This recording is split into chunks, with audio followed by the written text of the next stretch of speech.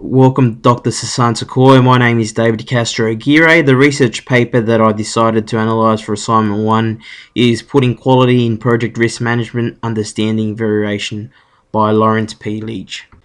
As per the presentation format requested, I divided the presentation into the following 3 sections. In the research paper, Leach makes convincing argument for a need to make changes in the project management process currently contained in the project management body of knowledge. One of the key changes that he's proposing is changing from the critical path to critical chain methodology when determining the duration of a project. The reason he proposes this is because he argues that the project management guidelines fail to differentiate common and special cause variation.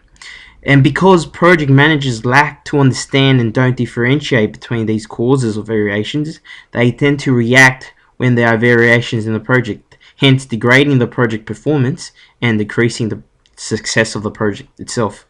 In the next few slides, I'll explain how he came up with these arguments.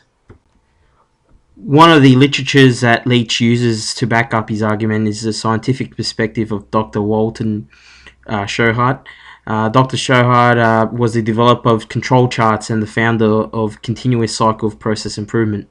The charts are meant to provide limits that clearly differentiate between variation that is common and special cause, and therefore indicates whether a process is in statistical control or not.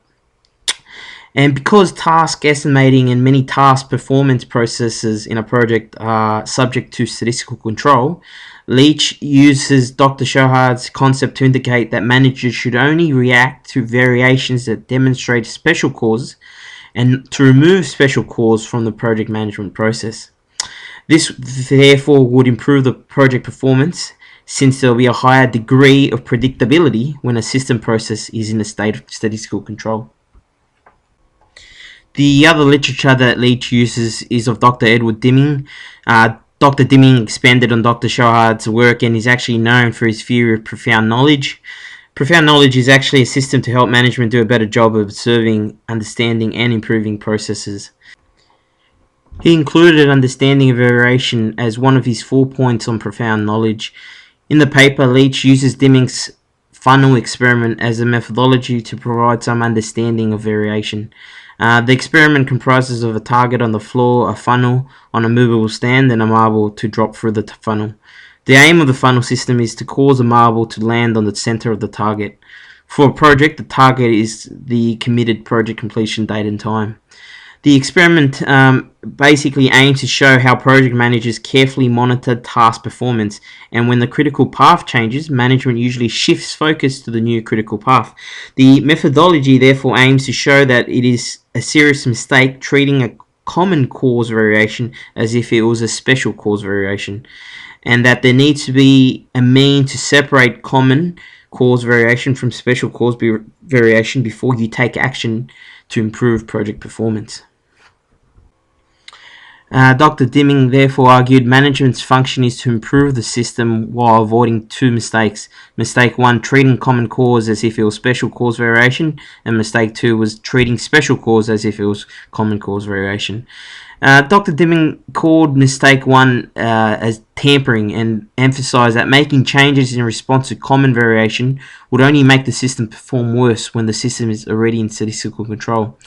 In projects, this is proven when program managers sometimes do unnecessary changes to the project and therefore lead to cost and schedule overruns. As for mistake 2, this leads to a failure to remove the special cause of variation with the potential for increased system variation. In projects, this is more frequently proven as a failure to effectively manage discrete project risks. This failure means that the risks are not effectively avoided or mitigated, again leading to projects underperforming. So based on these literatures, Leach argues that while the project management body of knowledge acknowledges control charts in project quality management, it does not relate control charts directly to the project time and cost control. He also argues that it fails to differentiate between special cause and common cause variation in project risk management. And because the definition of the critical path states that the critical path will generally change from time to time as activities are completed ahead or behind schedule, this is an ongoing instance of mistake one of Dr. Deming's work, since project managers will take action based on the changing critical path of the project, even though this is usually due to common cause variation. What Leach proposes in this paper is that the critical chain methodology be applied to project management, since the critical chain method is a system that can plan and manage projects based on Dimmick's profound knowledge concept. The foundation of the critical chain method is also based on the theory of constraints, which is derived from understanding variation and dependent events. It therefore provides a simple mechanism to reduce the frequency of the two mistakes by defining the critical chain to not change, hence reducing the frequency of mistake one. And the critical chain also reduces the frequency of mistake two, as it has scheduled buffers throughout the project schedule. Scheduled buffers are like time allocations in the project plan used to manage uncertainty. They basically absorb common cause variation. Lastly, he concludes that special cause variation be addressed in the project risk management section, since it should be used to identify and manage discrete risks. Even today, there is still a high rate of project failure by using the traditional project management concepts. And there are many literatures out there that tell us why projects fail. However, what they all have in common is that there is little overall consistency of why projects fail, partially fail, or succeed. In my opinion, Leach is convinced that because the project management process in the guidelines don't differentiate between common and special cause variations, this is the root cause of why project performance hasn't improved over the years. Based on the papers that I read during the assignment, the critical chain methodology provides a substantial step in continuous improvement to the project management process, because it applies scientific methods such as control charts for time and cost predictions and controls. And only by understanding this difference in the project management world and applying Dr. Deming's concept of understanding variation will project teams keep the project under control, in budget, and on schedule. Governments provide a good example of Deming's theory of mistakes. For example, when something undesirable happens and they put in place a law to ensure it never happens again, this obviously results in more regulations and laws, each applicable to some rare event or events not even applicable to the subject of the action. There are other literatures out there stating the advantages of critical chain method.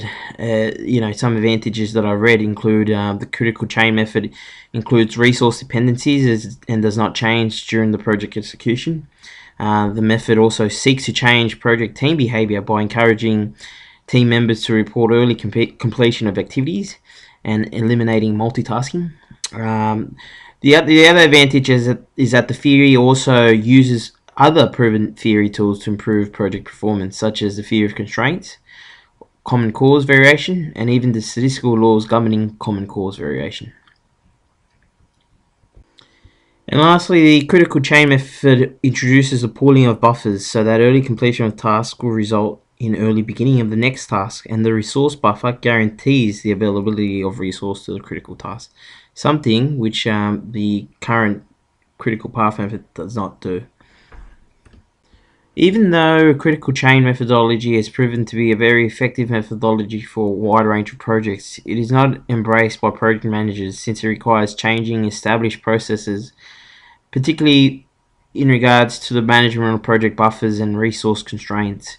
Reading other articles, it appears project managers are skeptical to such improvements.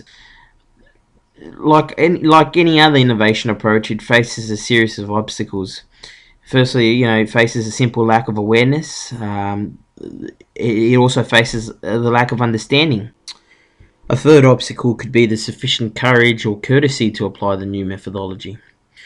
Or, like the traditional saying, well, it won't work here attitude.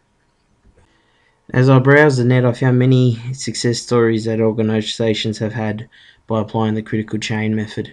The one that caught my eye was the delivery of the next generation air fighter, the F-22 Raptor, for the US Air Force. This was a joint effort between Lockheed Martin, Boeing, and other parties. The project itself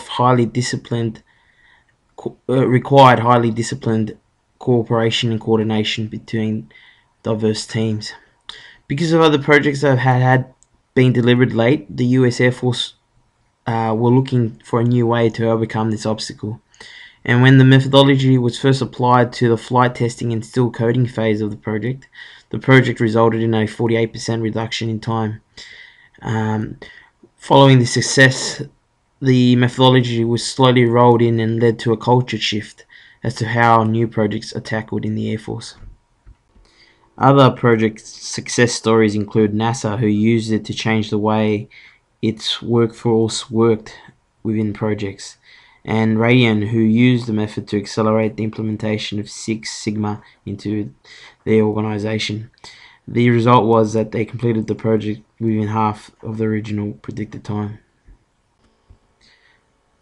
So how is this all relevant to this course? When I revisited the expected learning outcomes of this course, I found that by assessing and analysing this paper, it has expanded my knowledge on the critical chain methodology and shown me how this method can be used to practically plan and manage projects in the future. It has also made me discover an innovative technique, yet not fully accepted in the project management body of knowledge, however, proving to be very effective on improving the traditional project management process. Thank you for listening and watching this presentation.